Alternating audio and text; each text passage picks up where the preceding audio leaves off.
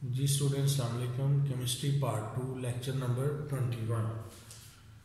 हम general characteristics of transition elements पढ़ रहे थे। 3 हमने पढ़ ली थी, binding energy, melting point, boiling point, covalent ionic gradient. Next number 4 property है पैरा मैग्नेटिज्म। ये सारी अहम प्रॉपर्टीज हैं, ये याद रखिएगा। देखिए, मैग्नेटिक प्रॉपर्टीज की बेस पे there are 3 types of substances: paramagnetic,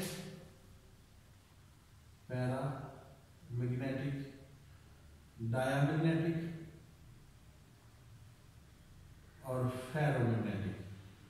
ये 3 तरह के सब्सटेंसेस होते हैं मैग्नेटिक प्रॉपर्टीज की बेस पे। पैरामैग्नेटिक वो सब्सटेंस होते हैं which are attracted by the magnetic field, जो अट्रैक्ट होते हैं मैग्नेटिक फील्ड। मैग्नेट उन्हें अपनी तरफ अट्रैक्ट करता है, जैसे लोहा है। डायमैग्नेटिक वो होते हैं which are repelled by magnetic field, जिनको मैग्नेट रिपेल करता है या उनके ऊपर कोई असर नहीं होता मैग्नेट का, जैसे लकड़ी या मैग्नेट रखे कोई इफेक्ट नहीं होगा। फेरोमैग्नेटिक वो होते हैं विच आर स्ट्रांगली अट्रैक्टेड, यानी जो स्ट्रांग पैरामैग्नेटिज्म है उसके लिए फेरोमैग्नेटिक का वर्ड इस्तेमाल होता है। तो जब स्ट्रांगली वो अट्रैक्ट होता है तो मैग्नेट क्यों अट्रैक्ट करता है, सवाल ये पैदा होता है। तो मैग्नेटिज्म जो है ये डिपेंड करती है अनपेयर्ड इलेक्ट्रॉन्स के ऊपर। अनपेयर्ड इलेक्ट्रॉन्स, अगर किसी एटम में, किसी मॉलिक्यूल में अनपेयर्ड इलेक्ट्रॉन है तो वो पैरामैग्नेटिक बिहेवियर शो करता है। जैसे आपने फर्स्ट ईयर में भी पढ़ा था, ऑक्सीजन, लिक्विड ऑक्सीजन को जब मैग्नेटिक फील्ड में रखते हैं तो मैग्नेट उसे अपनी तरफ अट्रैक्ट करना शुरू कर देता है। उसकी वजह क्या होती है, क्योंकि जो ऑक्सीजन है उसके पास अनपेयर्ड इलेक्ट्रॉन होती है। आपने MOT में पढ़ा हुआ है। तो अनपेयर्ड इलेक्ट्रॉन के ऊपर ये डिपेंड करती है। अब यहाँ पे देखिए तो आपके सामने इलेक्ट्रॉनिक कॉन्फ़िगरेशन लिखी हुई है 3D सीरीज की। अनपेयर्ड इलेक्ट्रॉन बढ़े हैं कहाँ तक, मैंगनीज तक बढ़े हैं, मैंगनीज तक। इसमें एक अनपेयर्ड इलेक्ट्रॉन है, 2 3 4 5 5, फिर उसके बाद 4 हो गए, 3 हो गए, 2 हो गए, 0 हो गए। ठीक है, तो इसका मतलब है यहाँ तक मैग्नेटिक प्रॉपर्टीज बढ़ेगी, उसके बाद काम होना शुरू हो जाएगी। Paramagnetism increase up to the manganese तक बढ़ेगी पैरामैग्नेटिक बिहेवियर, उसके बाद काम होना शुरू हो जाएगा। क्यों, रीजन क्या है इसका भी अगर ग्राफ देखा जाए मैग्नेटिक बिहेवियर का, तो मैंगनीज तक बढ़े, यानी पैरामैग्नेटिज्म और एटॉमिक नंबर में ग्राफ कुछ इस तरह का आएगा। ये ग्राफ यहाँ पे scandium, titanium, vanadium, chromium, manganese, ये मैंगनीज मैक्सिमम है। उसके बाद क्या हो जाएगा, काम आयरन, कोबाल्ट, निकल, कॉपर, जिंक वगैरह। तो यहाँ तक ये मैग्नेटिक बिहेवियर बढ़ रहा है, उसके बाद काम हो रहा है। रीजन क्या है, रीजन है number of unpaired electron. Unpaired electron manganese तक बढ़ते हैं, उसके बाद क्या हो जाते हैं, number of unpaired electron decrease होना शुरू हो जाते हैं। तो दैट इज वाई जो है ना वो कम होना शुरू हो जाती है पैरामैग्नेटिज्म। ठीक है जी। नेक्स्ट है property oxidation state. Next property है हमारी oxidation state. Number 5,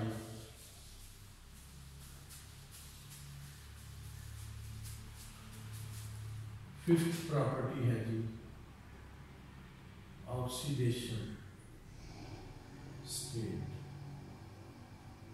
oxidation state देखिए हमने आगे भी पढ़ा है कि जो ट्रांजिशन एलिमेंट्स होते हैं उनकी एक खसूसियत ये भी है कि वो वेरिएबल ऑक्सीडेशन स्टेट शो करते हैं। दे शो वेरिएबल ऑक्सीडेशन स्टेट, मुख्तलिफ ऑक्सीडेशन स्टेट शो करते हैं। जैसे स्कैंडियम है, स्कैंडियम 2 और 3 शो करता है, टाइटेनियम 2 3 4 स्कैंडियम शो करेगा। यही एलिमेंट्स हैं, यहाँ पे मैं इसको बता देता हूँ।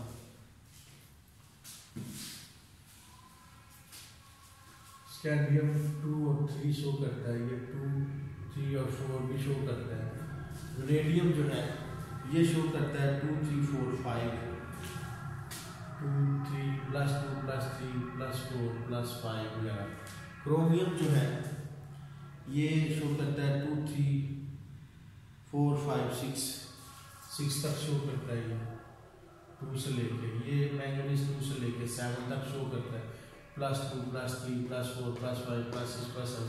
उसके बाद आयरन से फिर काम होना शुरू हो, आयरन 6 तक, 1 से लेके 6 तक, फिर ये 1 से लेके 5 तक, 1 से लेके 4 तक, 1 से लेके तो 3 तक, और जिंक 2 +2 शो करता है। तो ऑक्सीडेशन स्टेट में मिडल तक बढ़ रही है, जो पॉसिबल ऑक्सीडेशन स्टेट है बढ़ रही है, उसके बाद काम हो गया। देखिए कैसे स्कैंडियम +2 कब शो करेगा, जब ये s के 2 इलेक्ट्रॉन यूज करेगा बॉन्डिंग में। +3 कब यूज करेगा, जब s के साथ ये तीसरा इलेक्ट्रॉन d का भी यूज कर लेगा बॉन्डिंग में, तो +3। टाइटेनियम +2 कब शो करेगा, जब ये सिर्फ s के इलेक्ट्रॉन यूज करेगा। +3 कब यूज करेगा, जब ये इसके साथ एक ये, और +4 करेगा जब ये भी और ये भी सारे।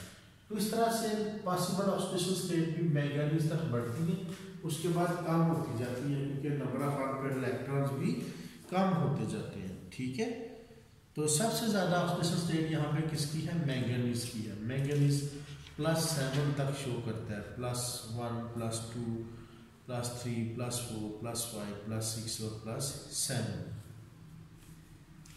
ठीक है, नेक्स्ट लास्ट प्रॉपर्टी जो अहम प्रॉपर्टी जो है colour of transition elements. Colour देखिए, हमने ये भी मैंने एसोसिएट यहाँ पे लिखी थी कि जो ज़्यादातर जो जनरल कैरेक्टरिस्टिक्स जब आपको पढ़ाया था कि ट्रांजिशन एलिमेंट्स के जो कंपाउंड्स होते हैं वो मोस्टली क्या होते हैं, कलर्ड होते हैं, यानी रंग होता है उनका, कलर्ड कंपाउंड्स होते हैं।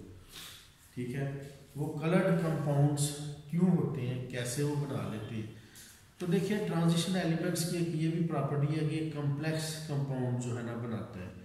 कम्प्लेक्स कंपाउंड्स क्या होते हैं, मसलन ये ट्रांजिशन एलिमेंट है, एक मेटल है, इसके साथ बहुत सारे ग्रुप्स आके अटैच हो जाते हैं, क्योंकि बहुत d ऑर्बिटल आता है इसमें। d ऑर्बिटल में बेशुमार इलेक्ट्रॉन्स आ सकते हैं, 10 इलेक्ट्रॉन्स।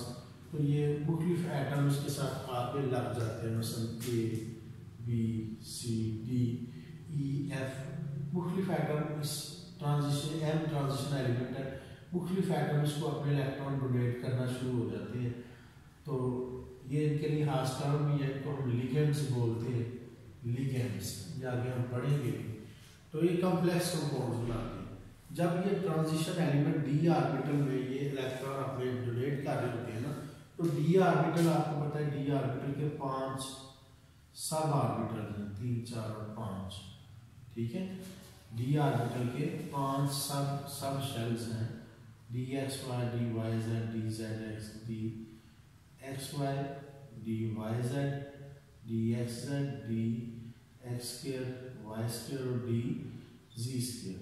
ये 5 d के ऑर्बिटल, d में एक इलेक्ट्रॉन।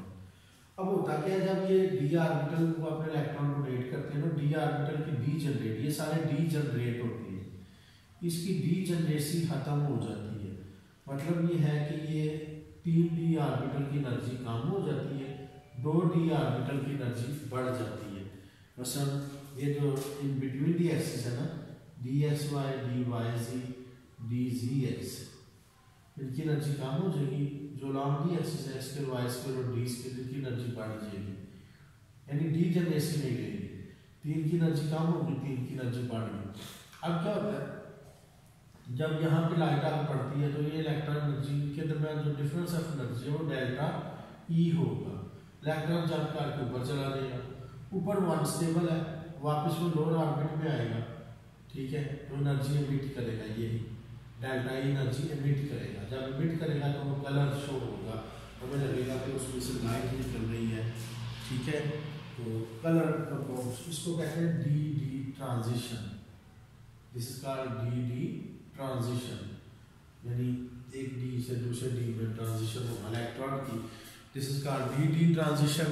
तो इसकी वजह से वो क्या होती है, जो मोस्टली जो कंपाउंड्स हैं वो कलर प्रॉपर्टीज शो करती हैं। ठीक है, अब मसलन इसमें देखें, टाइटेनियम के कॉम्प्लेक्स है, टाइटेनियम का वाटर के साथ कॉम्प्लेक्स है, टाइटेनियम हेक्सा एक्वा प्लस नहीं आएगा, ये कायन है titanium hexa aqua, aqua mean water, +3 ion है, 6 वाटर इसके साथ अटैच है टाइटेनियम के साथ, और एक है, अब ये जो है ना ये येलो लाइट एब्जॉर्ब करता है, ठीक है ना, while most of the blue and red light are transmitted, therefore the solution looks violet. Yellow light absorb हो जाएगी इसमें, येलो कलर 7 रंग होते हैं ना, येलो उसमें विजिबल लाइट, तो येलो कलर ये एब्जॉर्ब कर लेते हैं, बाकी भी थोड़े बहुत एब्जॉर्ब करता है, लेकिन जो ब्लू और रेड है, ब्लू और रेड ये ट्रांसमिट हो जाती है, सीधे गुजर जाती है, एब्जॉर्ब नहीं होती। तो ब्लू और रेड का जो कॉम्बिनेशन है वायलेट कलर का ये हमें दिखाई देगा, उन दोनों का जो मिक्सचर है वो वायलेट कलर जो है ना हमें ये जो है ना नजर आएगा, ठीक है। तो इसलिए जो है ना ये अब याद रखिएगा। उसके बाद जी हाँ जी, नेक्स्ट प्रॉपर्टी भी कलर के बाद जो 7th प्रॉपर्टी है वो है इंटरस्टिशियल कंपाउंड। ये 7th प्रॉपर्टी जो है इंटरस्टिशियल कंपाउंड्स हैं, और एक प्रॉपर्टी भी है 8th प्रॉपर्टी जो है ये है अलाय फॉर्मेशन। इंटरस्टिशियल कंपाउंड्स क्या होते हैं? 6 कलर के बाद जो है ये है interstitial compounds.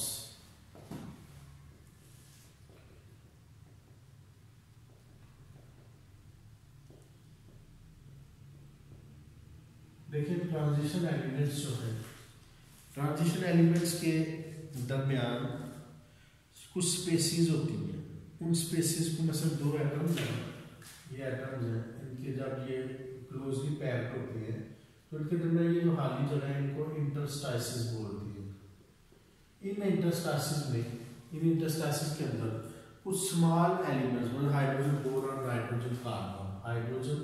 Boron nitrogen carbon these are the small elements.